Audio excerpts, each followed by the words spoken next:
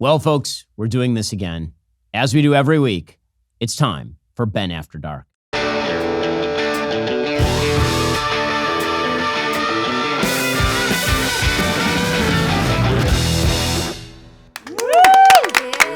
the crowd and the enthusiasm is growing. This week, in a desperate attempt to breathe some new life into the lukewarm corpse of the president's campaign, the Biden team unleashed their secret weapon against Donald Trump, a surefire way to speak directly to a young generation needing that extra push in order to vote. Robert De Niro. The plan was for Bob to show up outside the Trump trial in order to jabber nonsensically about threats to democracy and such. We've seen him do this kind of stuff on The View or during Q&As at screenings or really into any microphone 30 blocks within Tribeca. Presumably, De Niro's long history of playing criminals gives him some special insight into the justice system, much like how we will call on him if we ever have to catch Rocky and Bullwinkle. Yes, that is him in the hat next to the cartoon squirrel. So apparently, the genius idea from the pointy heads at Biden HQ was to help Americans direct their eyes from an 81-year-old half-senile old man who can't read his lines to an 80-year-old half-senile old man who can't read his lines. It didn't go amazing. First, De Niro showed up to the event wearing a mask in the middle of the street, like peak 2020. In his defense, covering his face is probably how he convinced his current girlfriend to make a baby with him. Or she did it for the money. Or for love. Who can judge? Not me. I'm not judgmental. Then, like a blind pit bull in a meat factory, he started fighting randos in the crowd. He reportedly first asked if they were talking to him. Then he asked if they wanted to milk his Then he yelled, "I'm a dirty grandpa." I don't know any actual lines from that piece of movie. It was all very confusing. They lied under oath. They lied under oath. Right. Who lied under oath? What are you telling me? Those two traitors behind you. Excuse me? Those two traitors behind you. They lied under oath? That's right. What are you saying? They're traitors. They're traitors. I don't even know how to deal with you, my friend. I don't even know how to deal with you. Yes, this was Joe Biden's campaign gambit, trotting out Travis Bickle to attack a politician. I cannot see how that will go wrong.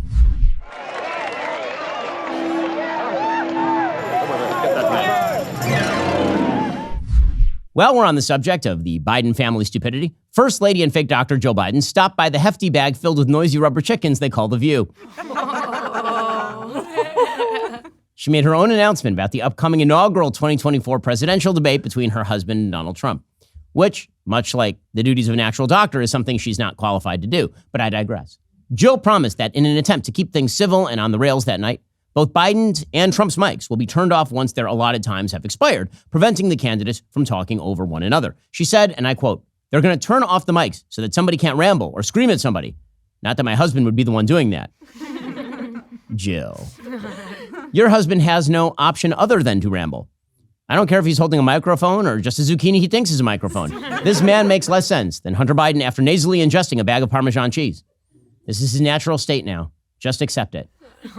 Also, do you really think that turning off Donald Trump's mic is going to stop him from talking? Mics? They would have to put him in the cone of silence.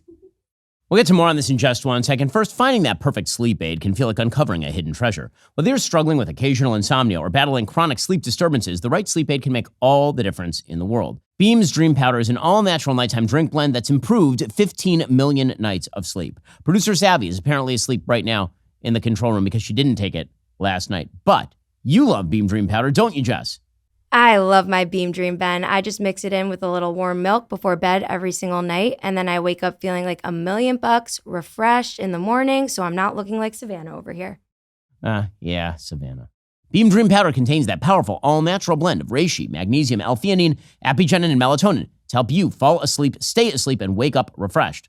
Again, our producers love it, and if they forget about it, it has effects the next day. Today, my listeners get a special discount on Beam's Dream Powder, their science-backed healthy nighttime for sleep with no added sugar. Better sleep has never tasted better. Just mix Beam Dream into hot water or milk, stir or froth, and enjoy before bedtime. Don't waste another night battling the bedtime blues. Go and get Beam today. Your weary self will thank you. If you want to try Beam's best-selling Dream Powder, take advantage of 40% off for a limited time when you go to shopbeam.com/Ben and use code Ben at checkout. That's shopbeam.com/Ben with my promo code Ben for up to 40% off your order.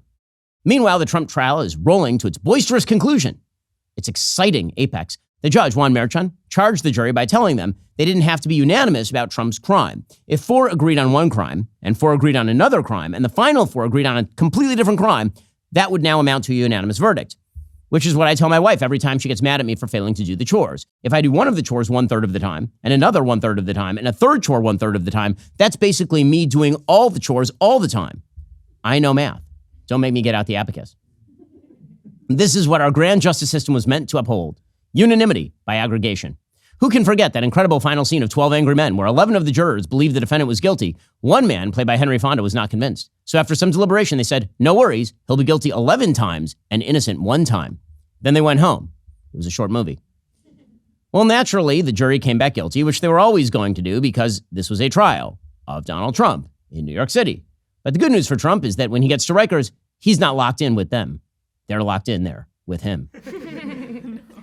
Meanwhile, in other Joe Biden administration successes, Joe Biden's plan to build a pier in the Mediterranean Sea in order to supply Palestinians in Gaza with food, it didn't go as planned. In fact, the pier quickly began to sink beneath the waves, like the Titanic, or Joe Biden's campaign, which is in fact like the Titanic. So far, 0 food has been delivered to Palestinians who aren't working for Hamas. So while Hamas was stealing all the food aid, they've also been lying, and the media, as per their usual arrangement, believed the terror group. Hamas claimed that Israel bombed a civilian area with a large explosive and killed 45 people. It turns out that Israel bombed the non-civilian area with literally the tiniest bomb in their whole arsenal, but the bomb set off a Hamas weapons cache in a civilian area. The secondary explosions killed 45 people. How do we know about it? Because the Palestinians literally talked about it on tape. بعدين قعدهم ذخيره لان صوت السلاح بدا يتفجر وشمت المسار تتبعتر ابو رفيق مستودع سلاح باقي طلع يعني القوه اللي خلطوها اليهود مش قويه يعني صاروخ صغير لانه مش فاحر شوره كبيره وبعدها صار يطلع توابع لتفجيرات كثير. First rule of terrorism, guys, don't do the terrorism on tape. But Hamas is the Kim Kardashian of terrorism. They take it up the ass on tape for fame and popularity and lie about why or how they've done it. The whole point of their routine is to maximize the number of dead Palestinians, knowing that the world will blame the Jews. And it works, because this time the world blamed, wait for it, the Jews. Because the nefarious Jews were so smart, they must have known about the weapons cache in the civilian area and then bombed it to kill civilians so that everyone could yell at them or something. Don't make me spell this out. It was the Jews. What good is having a space laser if you don't get to use it? But the truth doesn't matter in Gaza. Hamas lies, the media buy it, the media get proved wrong, the cycle repeats itself. So it's like the media and the Clintons, except with lots of murder and rape. Well, except with lots of murder. Well, yeah. We'll get to more on this in just a moment. First, Grand Canyon University. It's a private Christian university in beautiful Phoenix, Arizona. GCU believes our Creator has endowed us with certain unalienable rights: life, liberty, the pursuit of happiness. GCU equips you to serve others in ways that promote your flourishing, creating a ripple effect of transformation for generations to come. Whether you're pursuing a bachelor's, master's, or doctoral degree, Grand Canyon University's online, on-campus, and hybrid learning environments are designed to help you achieve your degree. GCU has over 330 academic programs as of September 2023. Find your purpose today at Grand Canyon University. Private, Christian, affordable. Visit gcu.edu. That's gcu.edu.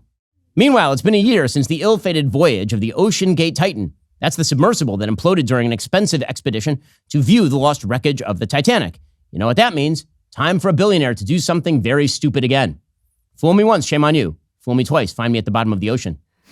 Here we have some statistical investigation into the mortality rate surrounding such voyages. 1912, many deaths. 2023, 5. 2025? Real estate tycoon Larry Connor is hoping to prove that the watercraft industry is safer than ever.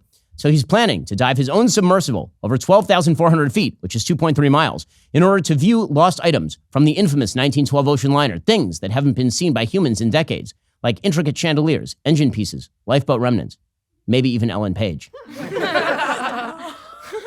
The Death Trap, submersible, will fit 2 people for the journey. It's cost over $20 million to build, so like $10 million per dead person, which seems rather steep. After all, patrons of the New York City subway system can do it for free.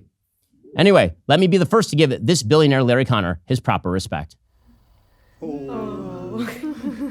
Well, folks, this has been Ben After Dark. Don't make me return to do this next week.